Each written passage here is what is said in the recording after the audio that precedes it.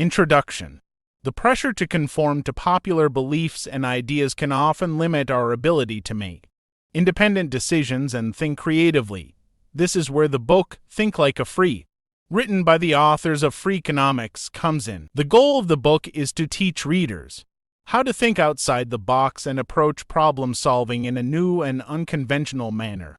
By challenging conventional wisdom, readers can learn to see the world in a unique way that allows them to come up with solutions they may have never considered before. The book offers insights into various topics, including why children are harder to deceive with magic tricks than adults, why it's unwise to solely rely on expert predictions, how a thin college student set a world record in hot dog eating, and how the legalization of abortion in the 1970s led to a decrease in crime rates in the 1990s. Through these examples and more, the book encourages readers to think freely, differently, and harder. By embracing a freakish way of thinking, individuals can break free from the constraints of conventional wisdom and approach problems with a fresh perspective. With its engaging content and unique approach to problem solving, Think Like a Freak offers readers a fresh perspective on decision-making and the ability to approach challenges in a more innovative way. Chapter 1. Thinking Like a Freak involves going against conventional beliefs and basing one's decisions on statistical evidence. While this approach can be useful in problem solving, it may not always be popular. Conventional beliefs are often wrong, as demonstrated by the local food movement. While many believe that consuming local food reduces environmental impact, a recent study found that small farms consume more energy for production, offsetting any positive effects of reduced transportation. To illustrate the benefits of thinking like a freak, consider a soccer player about to make a penalty kick in the World Cup. Most players are right-footed, so aiming towards the left will result in a stronger kick. However, goalkeepers are aware of this strategy, and 57% of the time, they'll jump to the kicker's left side. Interestingly, keepers remain in the center of the goal only 2% of the time, making a kick straight up the middle 7% more likely to be successful than a kick to either corner. Despite its advantages, thinking like a freak can put popularity at risk. For example, only 17% of all penalties in professional soccer are aimed towards the center, likely because it's such an obvious violation of conventions. Similarly, telling a locavore friend that the local food movement actually harms the environment may not be well received. In essence, thinking like a freak means challenging conventional wisdom to approach problems in a new and unconventional way. It involves basing decisions on evidence, rather than popular beliefs, and being willing to consider unpopular or unconventional solutions. While this approach may not always be popular, it can lead to more effective problem-solving and decision-making. By breaking free from conventional beliefs and embracing a freakish way of thinking, individuals can approach challenges with a fresh perspective and come up with innovative solutions that others may not have considered. Chapter 2. Many people struggle with admitting when they lack knowledge about a subject, often pretending they know more than they do out of overconfidence or fear of appearing foolish. This is evident in the fact that many individuals rate their driving skills as above average, despite statistics showing that only 49.99% of drivers can actually be above average. People may also nod and smile when they don't understand something or pass off others' opinions as their own to avoid looking ignorant.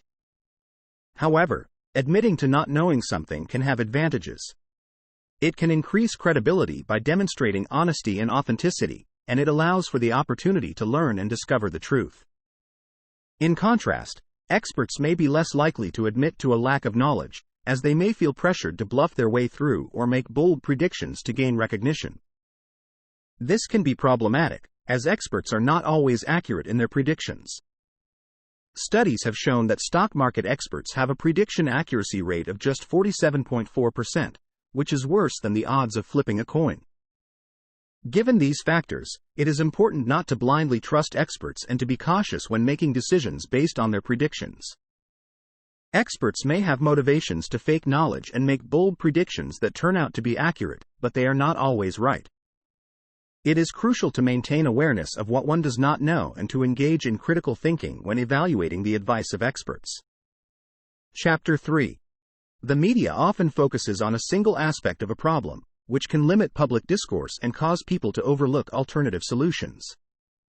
For instance, when discussing the American education crisis, media coverage typically focuses on the schooling system, including topics like teachers' skills and class size. However, studies suggest that factors like parenting have a greater impact on children's performance in school than teacher quality. To address this issue effectively, it is important to look past the media's focus and consider other aspects of the problem, such as what children have learned from their parents and whether they have an appetite for learning. Another approach to problem solving is to redefine the problem itself. For example, when a slim Japanese student named Kobe entered the world's biggest hot dog eating competition, his competitors did not take him seriously. However, Kobe redefined the problem, shifting his focus from, "How can I eat more?" to, "How can I make hot dogs easier to eat?" This led him to develop new techniques, such as dunking the buns in water and eating them separately from the sausages, which helped him win the competition and set a new record. By redefining a problem, we can identify new opportunities and approaches that may have been overlooked. This is especially important when dealing with complex issues that require innovative solutions. When we focus on the root cause of a problem rather than its symptoms, we can develop effective strategies for addressing the issue. By looking beyond the public discourse and redefining the problem, we can gain a deeper understanding of the issue and generate more creative and successful solutions. Chapter 4. To identify the root cause of a problem, it is important to think outside the box and avoid mistaking symptoms for causes. In the case of the dramatic fall in violent crime since the 1990s, statistical analysis showed that factors like an increased police presence could not account for the drop as a whole. By thinking outside the box, Levitt and Dubner found that the increase in abortions after its nationwide legalization in the 1970s was related to the drop in crime. Fewer births of unwanted children meant that fewer children grew up in difficult circumstances that often lead to criminality. When searching for a problem's root cause, it is essential to avoid mistaking a symptom for the cause. For instance, poverty and famine are often attributed to a lack of money and food. However, the problem persists despite constant efforts by aid groups and governments to allocate money and food to poor regions. This is because poverty and famine are symptoms of a larger problem, the absence of a workable economy and credible political, social, and legal institutions. To identify the root cause of a problem, it is necessary to question assumptions and consider alternative explanations. This requires thinking outside the box and examining the problem from multiple angles. By doing so, we can uncover underlying issues and develop innovative solutions. It is also essential to avoid mistaking symptoms for causes, as this can lead to ineffective solutions that do not address the root cause of the problem. Thinking outside the box and avoiding the mistake of focusing on symptoms rather than causes are crucial strategies for identifying the root cause of a problem. By doing so, we can gain a deeper understanding of the issue and develop effective solutions. Chapter 5. Thinking like a freak means thinking like a child in many ways. For example, children are more challenging audiences for magicians because they are naturally curious and try to see an illusion from different angles. This results in them noticing essential aspects that adults overlook, which leads them to discover how the trick works. In addition, behaviors associated with children, such as having fun and confronting the obvious, are also essential for all of us. Having fun while working is crucial because it leads to greater engagement and a higher likelihood of future success. Confronting the obvious, asking questions that others usually don't, can also lead to insights that may have been overlooked. For example, the link between the legalization of abortion and the 1990s drop in violent crime was discovered by chance observation of a huge statistical increase in abortions immediately following their 1970s legalization. Most people only think about abortion in political or moral terms, but those who are in touch with their inner child respond with wonder and curiosity at such a statistical spike. By thinking like a child, we can approach problems with a curious and open mind. Children are not constrained by preconceived notions or biases, which allows them to see things from a fresh perspective. As we grow older, we tend to lose this childlike curiosity and become more focused on what we already know. However, by embracing our inner child, we can challenge our assumptions, ask questions that others don't, and uncover new insights. Thinking like a child involves being curious, having fun, and confronting the obvious. Children are naturally curious and try to see things from different angles, which allows them to notice essential aspects that adults may overlook. Having fun while working is crucial for engagement and future success, and confronting the obvious can lead to insights that may have been overlooked. By embracing our inner child, we can approach problems with a fresh perspective and challenge our assumptions. This allows us to uncover new insights and develop innovative solutions. Chapter 6. Incentives can be used to change human behavior. Psychologist Robert Cialdini conducted an experiment to determine the strongest incentive for people to save energy. He found that the most important factor was protection of the environment, followed by the fact that energy conservation benefits society and saves money. The least important factor was that other people are doing it. To test whether these incentives would hold true in real life, Cialdini's research team went from house to house in a California neighborhood and hung placards with messages to save energy by using a fan rather than air conditioning in summer. 5 versions of the cards were randomly distributed among the residents, one with a neutral headline and the others with headlines that matched one of the 4 incentives above. The researchers found that the card that appealed to the herd mentality incentive was the most effective. This suggests that, contrary to what people may say, they are more likely to change their behavior if they see that others are doing it. This experiment has implications for how we can change human behavior in other areas as well. For example, if we want to encourage people to recycle, we could put up signs that say, "Most people in this neighborhood recycle. What about you?" This approach is more likely to be effective than telling people that they are harming the environment by not recycling. Some additional tips for using incentives to change behavior are: make sure the incentive is relevant to the behavior you want to change. Make sure the incentive is valuable enough to motivate people to change their behavior. Make sure the incentive is easy to understand and obtain. Make sure the incentive is consistent over time.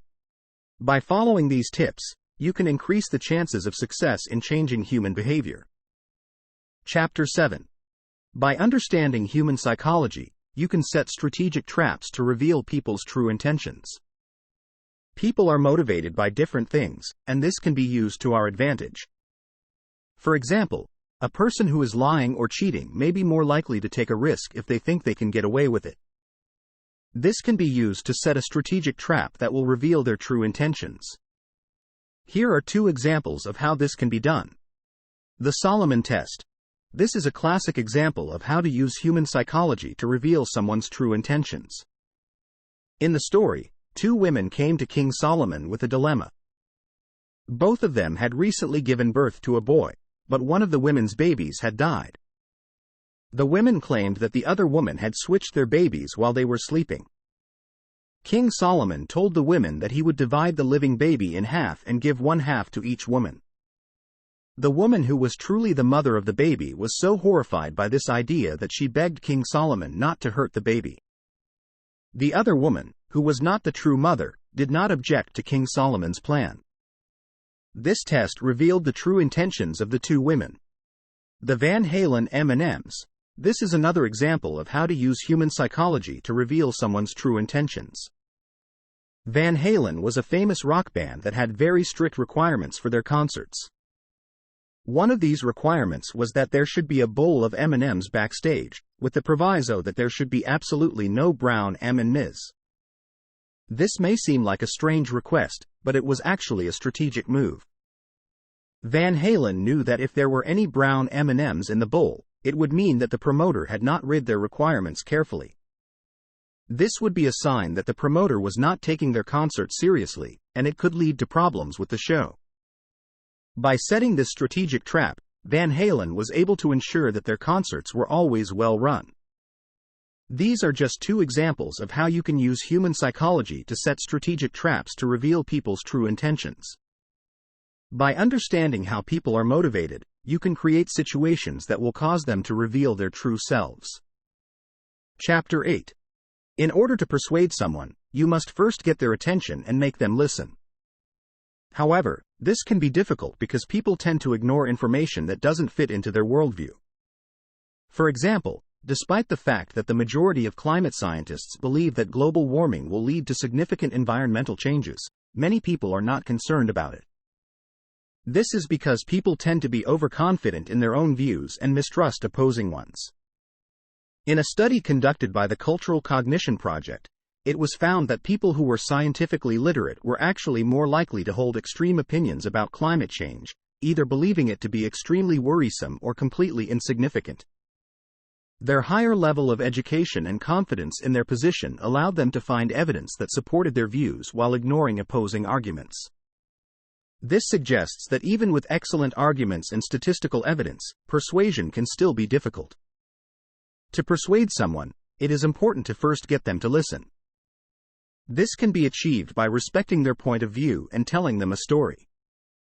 It is best not to pretend that your argument is watertight, but instead acknowledge the strengths of your opponent's argument and explain how you arrived at your opposing point of view.